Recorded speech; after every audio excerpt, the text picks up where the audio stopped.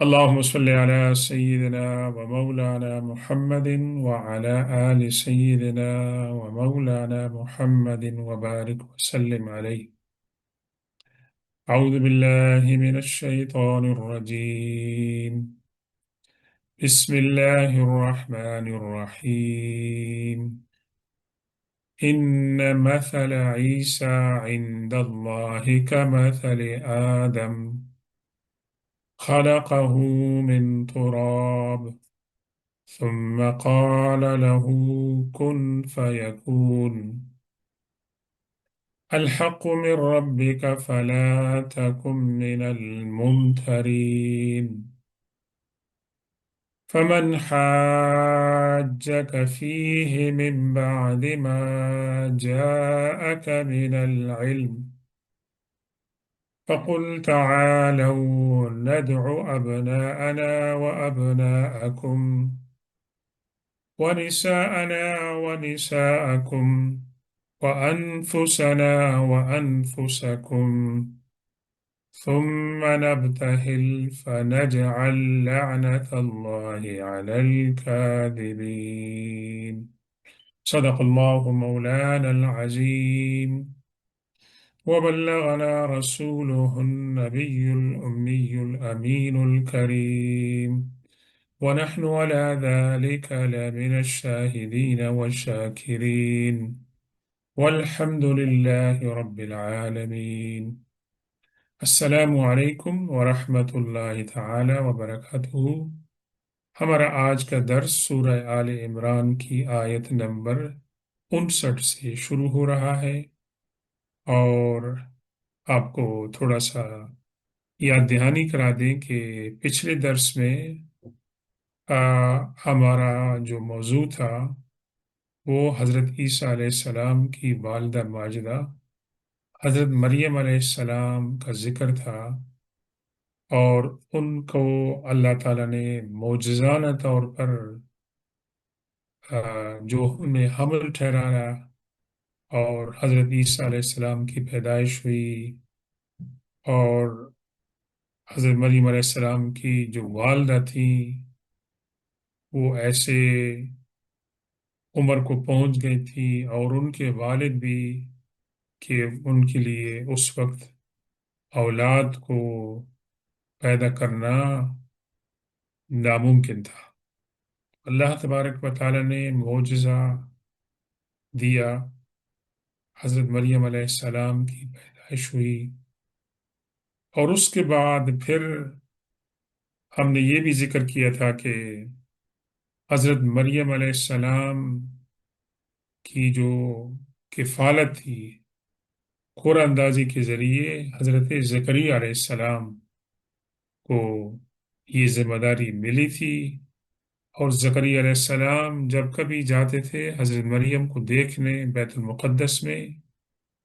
تو ان کے پاس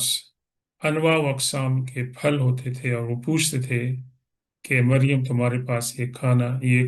فروٹ کہاں سے آیا ہے؟ اور اس میں دلچسپی بات یہ تھی کہ وہ جو فروٹ ہوتے تھے بغیر موسم کے ہوتے تھے۔ تو اللہ تعالیٰ نے ایک معجزہ بھی دکھایا، اور وہاں پر حضرت زکریا علیہ السلام نے اللہ سے دعا کی کہ مجھے بھی آپ ایک اولاد عطا فرمائے جو میرا وارث ہو۔ فرشتوں نے ان کو نماز کے دوران بشارت دی، اور حضرت زکریا علیہ السلام بھی اپنی عمر کے ایسے حصے میں پہنچ گئے تھے، اور ان کی اہلیہ بھی، کہ اس وقت بچوں کا پیدا کرنا جو ہے بایولوجیکلی انسانی مطلب ہے کہ لحاظ سے وہ اس عمر کو پہنچ جاتے ہیں کہ بچوں کا پیدا کرنا مشکل ہوتا ہے۔ لیکن اللہ تعالیٰ نے دوسرا معجزہ عطا فرمایا،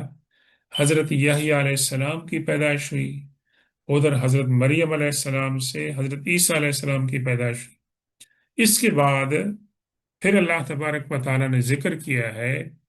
حضرت عیسیٰ علیہ السلام کے معجزات کا، اور پھر بتایا ہے کہ وہ کس طرح کی ریفارم لے کے آئے تھے بنی اسرائیل کی۔ تو یہ تمام پس منظر ہے جو اس سے پہلی آیات کے اندر جو ہے وہ ذکر کیا گیا ہے۔ یہ تمام باتیں کہنے کے بعد آیت نمبر 59 کے اندر ایک بہت بڑا ڈکلیریشن اللہ تعالیٰ نے فرمایا، اور اس کے اندر بہت سی اہم باتیں جو ہیں وہ بیان ہوئی، اور اللہ تعالیٰ نے فرمایا بے شک حضرت عیسیٰ علیہ السلام کی مثال اللہ کے نزدیک حضرت آدم علیہ السلام کی طرح ہے۔ کس وجہ سے؟ کہ حضرت آدم علیہ السلام کو اللہ نے مٹی سے بغیر ماں باپ کے پیدا کیا، تو یہ بھی اللہ کا ایک معجزہ ہے نہیں؟ اور یہاں اللہ تعالیٰ نے یہ معجزہ دکھایا کہ حضرت عیسیٰ علیہ السلام کو بغیر باپ کے پیدا کیا، تو یہ اللہ کی قدرت کا جو ہے وہ اظہار تھا۔ لیکن اس کے اندر کیا ہوا کہ حضرت عیسیٰ علیہ السلام کے زمانے کے جو لوگ تھے انہوں نے اس میں افراط اور تفرید کا کام لیا، اور جیسے کہ آپ سورہ مریم میں پڑھیں گے کہ حضرت مریم علیہ السلام حضرت عیسیٰ علیہ السلام کی پیدائش کے بعد جب ان کو گود میں لے کے اپنی قوم کے پاس آتی ہیں تو ان کی قوم کے لوگ سوال کرتے ہیں کہ یہ جو بات ہے یہ سمجھ میں آنے والی نہیں ہے، تمہارا بیک گراؤنڈ بڑا پاکیزہ ہے، تم یہ ساری باتیں، تمہاری ماں تو ساری یہ باتیں کہتے ہیں۔ تو پھر حضرت مریم علیہ السلام نو مولود حضرت عیسیٰ کی طرف اشارہ کرتے ہیں، اور حضرت عیسیٰ علیہ السلام اپنی زبان مبارک سے فرماتے ہیں کہ میں عبداللہ ہوں، اللہ کا بندہ ہوں، اور یہ ہے کہ میری والدہ یہ ہے اور مجھے اللہ تعالیٰ نے اس کا حکم دیا ہے۔ یہ تمام حضرت عیسیٰ علیہ السلام جو ہے وہ باتیں کرتے ہیں۔ تو عیسیٰ علیہ السلام کے زمانے میں ان کے متعلق دو گروپ پیدا ہو گئے۔ ایک نے تو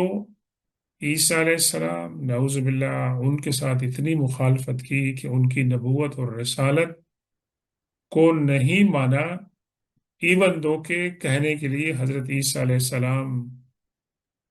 یہودی تھے، اسی گھرانے میں جو موسیٰ علیہ السلام کے بعد چلا آ رہا تھا اسی میں آپ پیدا ہوئے تھے، لیکن انہوں نے حضرت عیسیٰ علیہ السلام کو اللہ کا پیغمبر ماننے سے انکار کیا، اور دوسری طرف کیا زیادتی کی کہ حضرت مریم علیہ السلام کے اوپر نعوذ باللہ ان کی پاکدانی پہ اعتراض کیا، اور ان کے اوپر بہت غلط قسم کے الزامات لگائے۔ اب آپ دیکھیں گے قرآن پاک کے اندر حضرت مریم علیہ السلام اور حضرت عیسیٰ علیہ السلام کا ذکر کتنی تفصیل کے ساتھ بیان ہوا ہے، اور سورہ آل عمران کے اندر پھر سورہ مریم پوری کی پوری حضرت مریم علیہ السلام کے ذکر سے مطلب ان کے نام پہ رکھی گئی ہے۔ تو اللہ تبارک و تعالی نے، آپ دیکھیں گے دوسری حکمت کہ قرآن کے اندر حضرت عیسیٰ علیہ السلام کا نام جو ہے عیسیٰ ابن مریم کے طور پر آیا ہے۔ کسی اور پیغمبر کے بارے میں، ہاں ابراہیم علیہ السلام کے بارے میں ایک جگہ ذکر ہے کہ انہوں نے اپنے باپ آزر سے کہا کہ آپ ان بتوں کی کیوں پوجا کرتے ہیں، ایون دو کہ علماء میں مفسرین میں تھوڑا بہت اختلاف ہے کہ آزر جو تھے he was not real father of Ibrahim علیہ السلام، rather he was his uncle. بارکاف ہمارا موضوع وہ نہیں ہے، لیکن کہنے کا مقصد یہ ہے کہ بھی ایک جگہ پر ایک پیغمبر کے لیے اللہ تعالیٰ نے ذکر کیا ہے کہ ان کے والد کا نام کیا تھا، اور ایک جگہ پر سورہ توبہ کے اندر اللہ تعالیٰ ذکر فرماتے ہیں قالت الیہود عزیر ابن اللہ، یہود نے یہ دعویٰ کیا کہ حضرت عزیر علیہ السلام اللہ کے نعوذ باللہ بیٹے، وقالت النصارى المسیح ابن اللہ، اور عیسائیوں نے یہ دعویٰ کیا کہ حضرت عیسیٰ علیہ السلام اللہ کے بیٹے ہیں۔ تو اب آپ دیکھ لیں کہ یہ تمام باتوں کو ریفیوٹ کرنے کے لیے اللہ تبارک و تعالی نے قرآن پاک میں ایک اسٹیمیٹ کے مطابق حضرت عیسیٰ علیہ السلام کا نام 25 مرتبہ، حضرت آدم علیہ السلام کا نام 25 مرتبہ. تو اس کے اندر کمپیریزن کریں کہ بھئی دونوں کے معاملے میں اللہ تبارک و تعالیٰ نے اپنی خصوصی قدرت کا اظہار فرمایا. فرمایا حضرت آدم کو مٹی سے بنانے کے بعد ان کے جو ڈھانچہ تھا مٹی کا اسکیلیٹن، اس کو اللہ تعالیٰ نے فرمایا کن فیکون، تو ہو جا، اور وہ ہو گیا. اور اللہ تبارک و تعالیٰ نے اپنی روح جو ہے ان کے اندر پھینکی. اسی طریقے سے حضرت عیسیٰ علیہ السلام کا جب ذکر آتا ہے، ان کی والدہ کا ذکر آتا ہے، اور پھر یہ کہ اللہ تبارک و تعالیٰ نے ان کے اندر اپنی روح پھونکی. حالانکہ ہر انسان کے جسم کے اندر جو روح ہے وہ اللہ کی طرف سے آتی ہے، اور فرشتے جو آتے ہیں اس کی پیدائش کے وقت، اور پھر فرشتے جو انسان کو اٹھانے کے لیے آتے ہیں تو وہ روح اس کی قبض کرتے ہیں. تو اللہ تبارک و تعالیٰ کی طرف سے یہ روح ہوتی ہے. لیکن حضرت عیسیٰ علیہ السلام کے لیے یہ ایک خصوصی بات ہے کہ اللہ تبارک و تعالیٰ نے ان کا نام جو ذکر کیا، ایمفسس جو کیا ہے، عیسیٰ ابن مریم. اب عیسیٰ ابن مریم، یہ بار بار اس کو ذکر کرنے کی کیا مصلحت ہے؟ مجھ سے ایک تو ریفیوٹ کرنا ہے عیسائیوں کے اس دعوے کو، اس عقیدے کو کہ نعوذ باللہ عیسیٰ علیہ السلام اللہ تبارک و تعالیٰ کے بیٹے ہیں. دوسرا یہ بتانے کے لیے کہ ایون دو عیسیٰ علیہ السلام اولو العزم پیغمبروں میں سے ہیں، اللہ تعالیٰ نے ان کو معجزاتی طور پر پیدا فرمایا، معجزاتی طور پر ان کو پھانسی سے بچایا، اور آسمان کی طرف زندہ اٹھا لیا گیا. تو ان کی ایک بڑی اہمیت ہے. لیکن اس کے باوجود اللہ تعالیٰ نے فرمایا کہ وہ اللہ کے بندے اور رسول ہیں. تو جس طریقے سے آپ حضرت آدم علیہ السلام کو، آپ کے لیے یہ کہنا جائز نہیں ہے کہ نعوذ باللہ وہ اللہ کے بیٹے ہیں،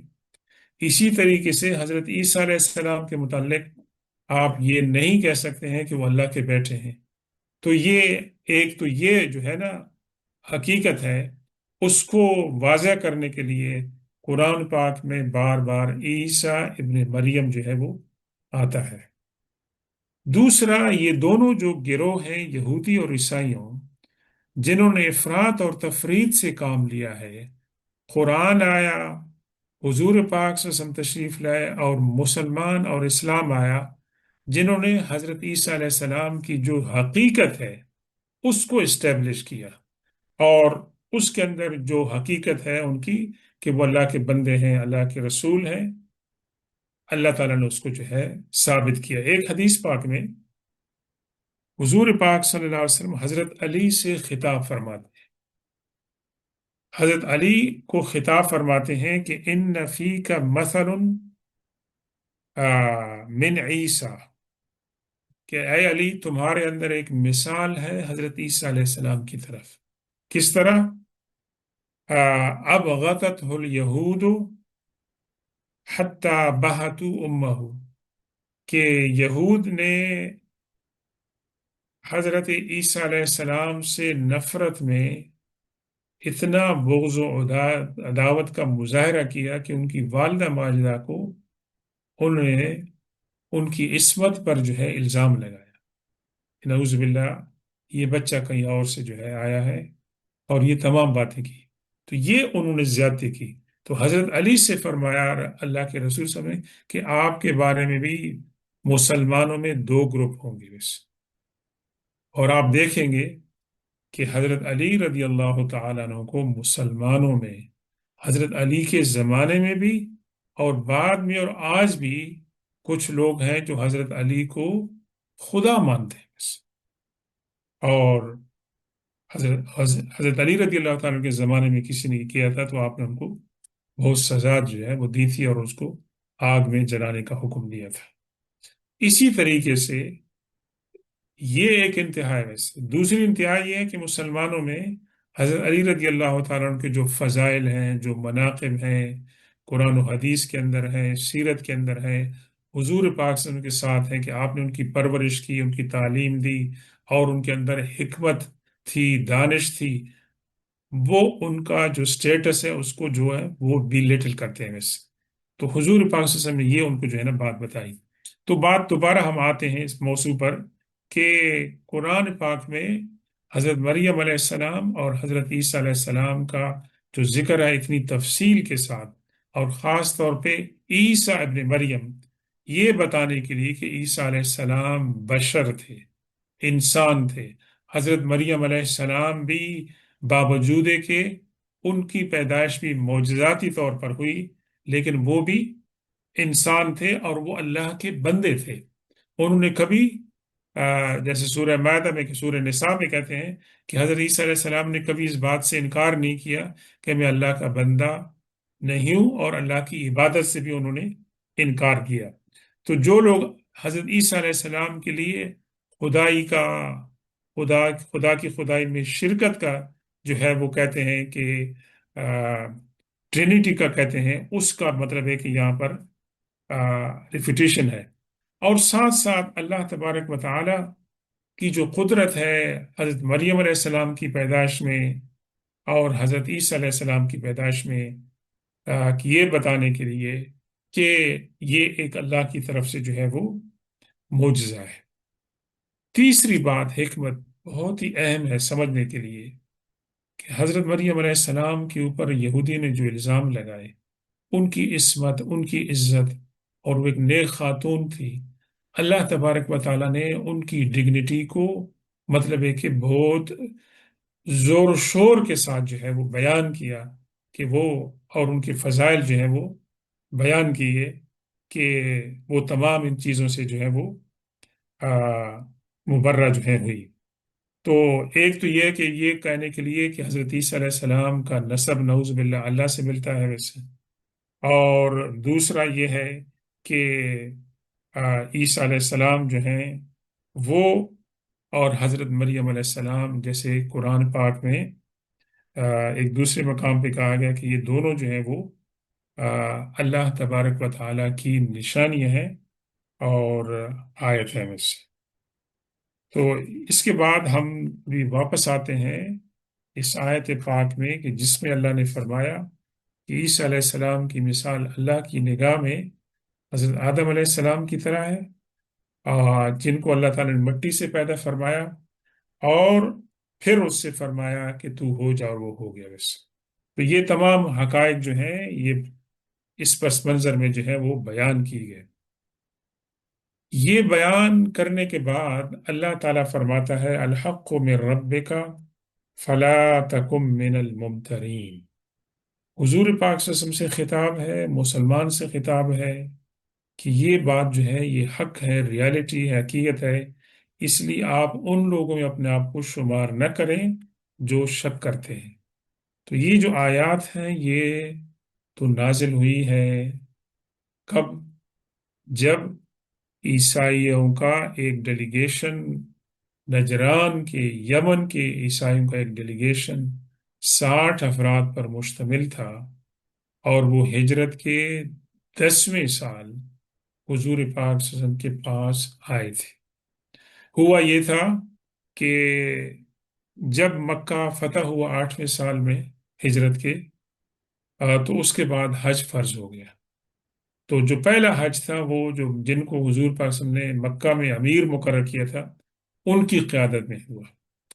پھر 9ویں سال حضور صلی اللہ علیہ وسلم مصروف تھے، مختلف ڈیلیگیشنز آ رہے تھے جا رہے تھے، تو حضرت ابوبکر صدیق رضی اللہ تعالیٰ عنہ کو آپ نے امیر مقرر کیا. نیز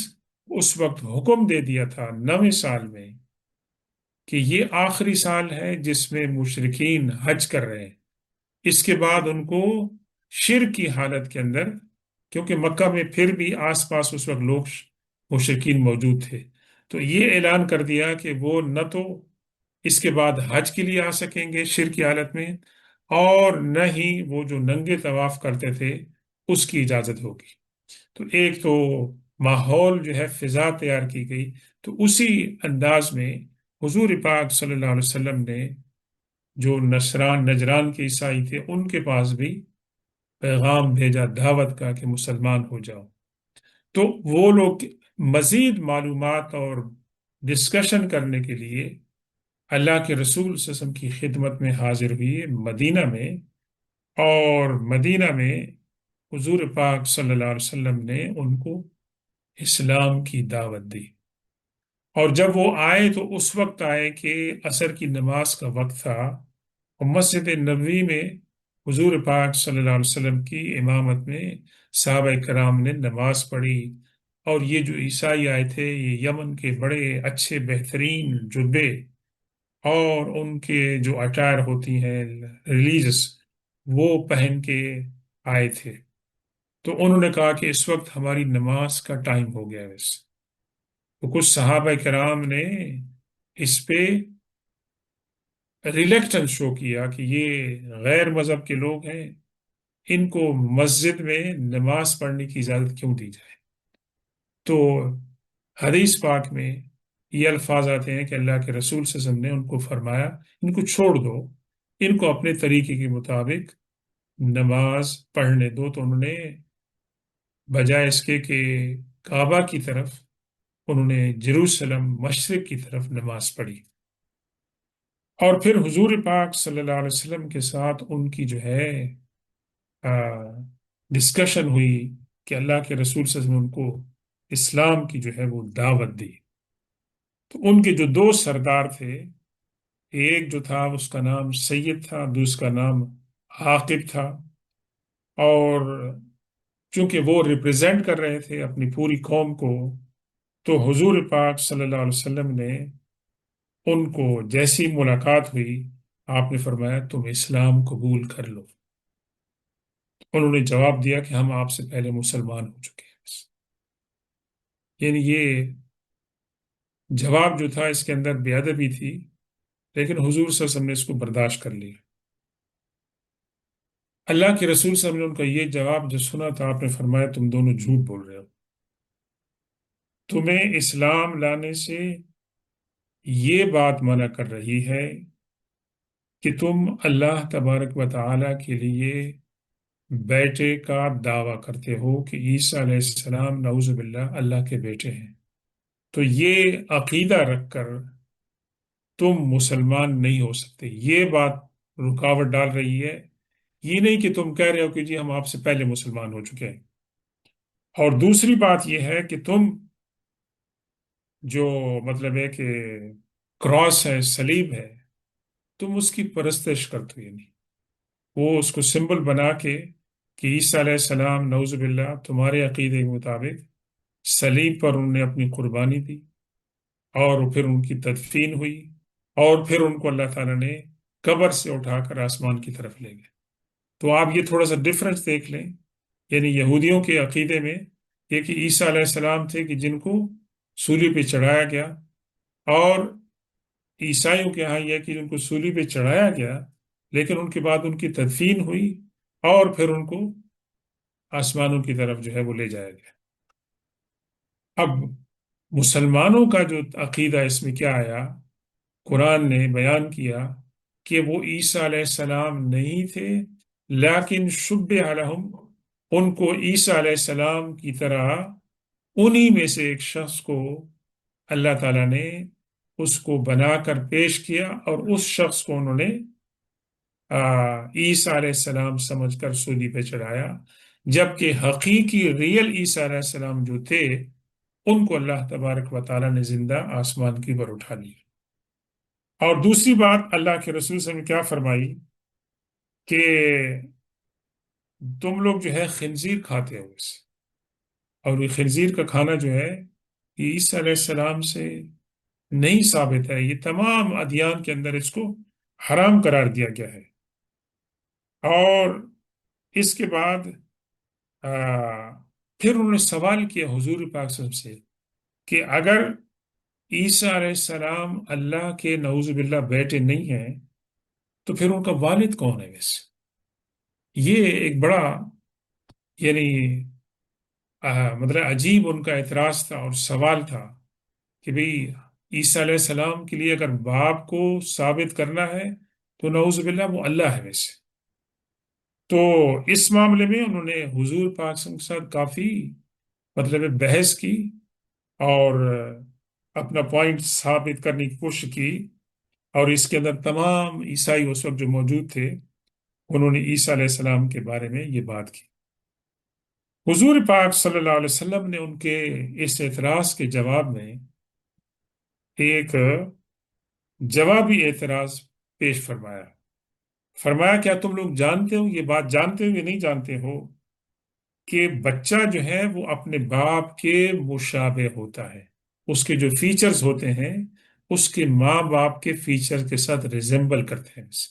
کیا یہ ایک نیچرل فیکٹ ہے؟ یہ دنیا میں ہر جگہ یہ موجود ہے کہ بچے جو ہیں اپنے ماں باپ کے فیچرز کے اوپر جاتے ہیں بس۔ تو کیا اللہ کے رسول سے پوچھا کیا یہ بات حقیقت نہیں ہے، تم لوگ یہ جانتے ہو کہ نہیں جانتے ہو؟ تو انہوں نے کہا کہ ہاں یہ بات آپ کی صحیح ہے۔ تو حضور پاک صلی اللہ علیہ وسلم پھر دوبارہ اس سے سوال کیا کہ کیا تم یہ بات نہیں جانتے ہو کہ اللہ تبارک و تعالی ہر شے کے اوپر قائم ہے، اس کو کنٹرول کر رہا ہے اور ان کو رزق عطا فرما رہا ہے؟ کیا یہ بات، اس کو تم مانتے ہو کہ نہیں مانتے ہو؟ تو انہوں نے کہا ہاں۔ تو پھر حضور پاک صلی اللہ علیہ وسلم نے ایک دوسرا اعتراض کیا، کیا عیسیٰ علیہ السلام کو یہ قدرت حاصل ہے کہ عیسیٰ علیہ السلام لوگوں کو، مخلوقات کو رزق پہنچائے ویسے، بارش برسائے ویسے، اور دوسری جو اللہ کی جو خصوصیات ہیں بطور پروردگار اور رب کے، کیا عیسیٰ علیہ السلام کے اندر ایسی کوئی خصوصیت ہے، ایسی کوئی کوالٹی ان کے اندر ہے؟ تو انہوں نے جواب دیا کہ یہ ایسی بات نہیں، وہ مان گئے۔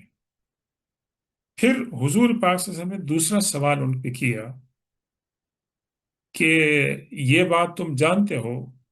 کہ عیسیٰ علیہ السلام جس شکل میں پیدا ہوئی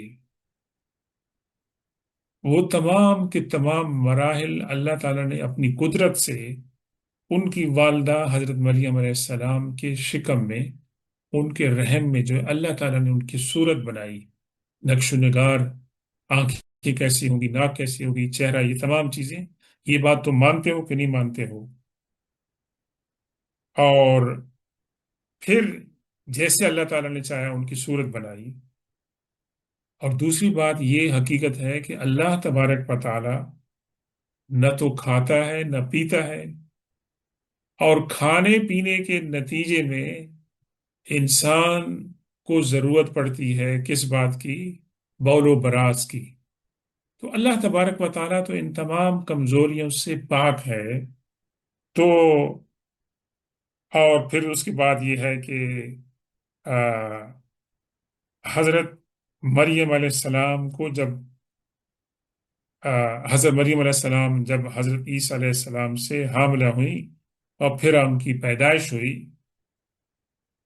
تو کیا حضرت عیسیٰ علیہ السلام نے اس کے بعد کھانا پینا نہیں کیا ویسے؟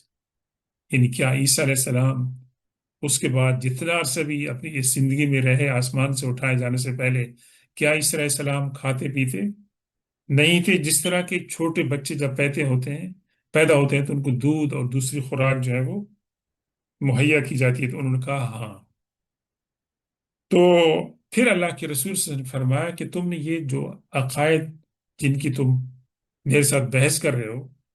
یہ عقائد تم نے کہاں سے لیے ہیں، پھر ان کی کیا بنیاد ہے؟ تو اس کے بعد جو ہے وہ خوش خاموش ہو گئے، اور جب خاموش ہو گئے تو اللہ کے رسول صلی اللہ علیہ وسلم کو اللہ کی طرف سے یہ وحی نازل ہوئی جو اگلی آیت میں ہے ویسے، کہ فرمایا فمن حاجک فیہ، اے رسول صلی اللہ علیہ وسلم، حضرت عیسیٰ علیہ السلام کے بارے میں آپ کو جو معلومات مل چکی ہیں اور اللہ کی طرف سے جو باتیں مل چکی ہیں، اگر کوئی آپ کے ساتھ آرگومنٹ کرتا ہے، یعنی آپ نے تمام باتیں ان کو بتا دی ہیں اور ان باتوں کو ماننے کی بجائے وہ اپنے جو ان کے غلط عقائد ہیں ان پر اصرار کرتے ہیں، تو اب ان کے ساتھ آپ کیا کریں گے ویسے؟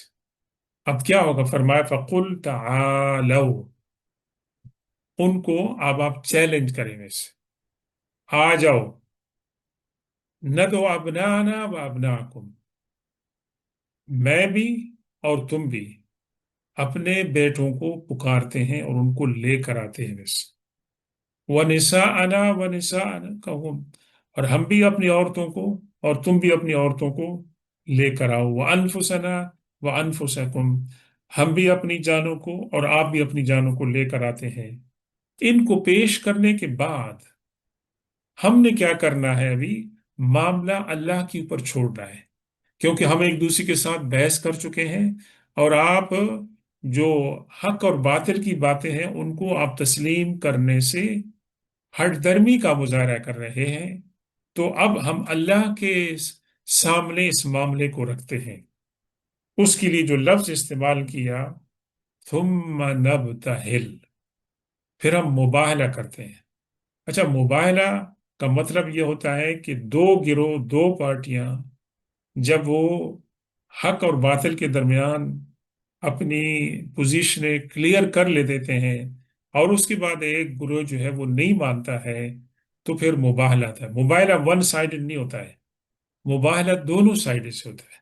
اگر دوسری پارٹی ایگری نہیں ہوگی تو وہ ون سائیڈڈ مباہلہ نہیں ہوگا۔ اور یہ جو مباہلہ ہے یہ بہت ہی سیریس اسٹریٹجی ہے اس، اور یہ لاسٹ ریزورٹ ہے ایک بات کو سمجھانے کے لیے اور منوانے کے لیے۔ اور اس کے اندر دیکھیں کہ اللہ تبارک و تعالی حضور پاک صلی اللہ علیہ وسلم کو یہ حکم دے رہے ہیں کہ آپ ان کو مباہلے کی دعوت دیں۔ تو اس میں قرآن کی حقانیت، اسلام کی حقانیت، حضور پاک صلی اللہ علیہ وسلم کی جو رسالت ہے اس کی صداقت اور حقانیت کی دلیل ہے کہ آپ پورے اعتماد کے ساتھ ان کو آپ چیلنج کرتے ہیں کہ میں بھی اپنے بچوں کو، اپنی عورتوں کو، اور اپنے آپ کو جو ہے ہم لے کر آتے ہیں، اور تم بھی لے کر آؤ۔ پھر ہم اللہ کے سامنے یہ معاملہ رکھتے ہیں، فَنَجَعَلْ لَعْنَتَ اللَّهِ عَلَى الْكَاذِبِينَ، تم بھی اور میں بھی یہ کہوں گا کہ اس تمام کے بعد اللہ تبارک و تعالیٰ کی لعنت ہو جھوٹ بولنے والا، یعنی ہم میں سے جو بھی غلط ہوگا اس کے اوپر اللہ تبارک و تعالیٰ کی لعنت ہو۔ تو حضور پاک صلی اللہ علیہ وسلم نے جب ان کو یہ چیلنج دے دیا، تو ان میں یہ جو دونوں حضرات تھے، سید اور عاقب، جو بڑے پیش پیش تھے، انہوں نے ایک دوسرے سے کہا کہ تم اگر یہ سمجھتے ہو کہ یہ واقعی اللہ کے پیغمبر ہیں تو پھر یہ چیلنج قبول نہ کرو، کیونکہ اگر تم نے چیلنج قبول کر لیا تو ہم تباہ و برباد ہو جائیں گے اور ذلیل و خوار ہو جائیں گے بس۔ تو انہوں نے حضور صلی اللہ علیہ وسلم سے عرض کی کہ ہمیں تھوڑا ٹائم دیں ویسے، کہ ہم اس کے بارے میں سوچتے ہیں ویسے۔ تو سوچ و بچار کے بعد انہوں نے یہ فیصلہ کیا، کیونکہ حضور صلی اللہ علیہ وسلم نے ان کو تین آپشنز دیے تھے کہ اسلام کو قبول کر لیں، یا لڑائی کریں، یا جزیہ دیں۔ تو انہوں نے کہا کہ ہم آپ کو جزیہ جو ہے وہ دیں گے، اور اس کے بعد کے اوپر جو ہے نا یہ معاملہ جو ہے یہ سیٹل ہوا۔ اور بعض روایات میں آتا ہے کہ یہ دونوں صاحبان جب وہاں سے چلے گئے تو کچھ عرصے کے بعد آ کے انہوں نے اسلام کو قبول کر لیا، اور بعد میں جب اسلام پھیلنے لگا تو ان کے علاقے میں بھی باقی جو لوگ بچے تھے وہ مسلمان ہو گئے۔ تو یہ ایک بہت بڑا مرحلہ تھا، اور آپ دیکھیں کہ اس کا جو ٹائمنگ ہے وہ بہت ہی امپورٹنٹ ہے، کہ حضور پاک صلی اللہ علیہ وسلم کی زندگی کا اکثر حصہ 13 سال مکہ میں ان لوگوں کے ساتھ جو ہے معاملہ رہا جو لائف آفٹر ڈیتھ کو نہیں مانتے تھے، خدا کو کے ساتھ دوسرے لوگوں کو شریک ٹھہراتے تھے۔ تو آپ کا بہت سارا ٹائم اور انرجی جو ہے نا وہاں پر ڈیووٹ ہوا۔ یہ جو لوگ تھے یہود النصارہ، ان کے ساتھ جو معاملہ شروع ہوا یہ مدینہ میں، یعنی تقریباً حضور پاک صلی اللہ علیہ وسلم کی زندگی کے آخری ایام کے اندر۔ تو یہ بھی ایک ایسا گروہ تھا جس کو سمجھانا تھا۔ ان کے ساتھ جو ڈسکشن تھی، ڈیبیٹ تھی، یہ مختلف تھا اس کا سٹائل، اور مشرکین کے ساتھ جو ہے وہ مختلف تھا، لیکن بہرکیف حضور پاک صلی اللہ علیہ وسلم کی، قرآن کی اور مسلمانوں کی جنرلی جو بھی اسٹریٹجی تھی وہ مبنی بر حقیقت اور اللہ تبارک و تعالیٰ کی تعلیمات پر جو ہے وہ مبنی تھی۔ اس کے بعد اللہ تعالیٰ نے فرمایا ان هذا لهو القصص الحق وما من الہ الا اللہ ان اللہ لهو العزیز الحکیم۔ یہ جو واقعات بیان کی گئے ہیں اب تک حضرت عیسیٰ علیہ السلام اور ان کی والدہ ماجدہ کے، یہ واقعات سچے واقعات ہیں، اور یہ کہ اللہ کے سوا کوئی اور معبود نہیں، اور بے شک اللہ تعالیٰ هو العزیز الحکیم، اللہ تعالیٰ غالب بھی ہے اور حکمت والا بھی ہے۔ اور اے نبی صلی اللہ علیہ وسلم، یہ تمام باتیں آپ نے جو ان کو بیان کی ہیں، ان باتوں کو سننے کے بعد اگر وہ روگردانی کرتے ہیں تو آپ اس بات کو سمجھ لیں کہ اللہ تعالیٰ ان لوگوں کو اچھی طرح جانتا ہے کہ جو فساد پھیلانا چاہتے ہیں۔ یعنی آپ کا جو کام تھا ان کو اسلام کی دعوت پہنچانا بہتر طریقے سے، دلائل کے ساتھ آپ نے ان کو پہنچا دی ہیں، اس کے بعد اگر وہ نہیں مانتے ہیں تو آپ کی ذمہ داری نہیں ہے۔ تو بہرکیف کہ یہ ایک اہم مرحلہ تھا اسلام کی دعوت کا، حضور صلی اللہ علیہ وسلم کی سیرت کا اور قرآن کے چیلنجز کا۔ تو اللہ تبارک و تعالی کی بارگاہ میں دعا ہے، درخواست ہے کہ اس آج کی محفل میں جو ہم نے آیات کا مطالعہ کیا ہے اور اس کا مختصر مفہوم بیان کیا، اللہ تعالیٰ اس کو قبول فرمائے۔ وصلی اللہ تعالی علی خیر خلقہ سیدنا و مولانا محمد و آلہ و اصحابہ اجمعین۔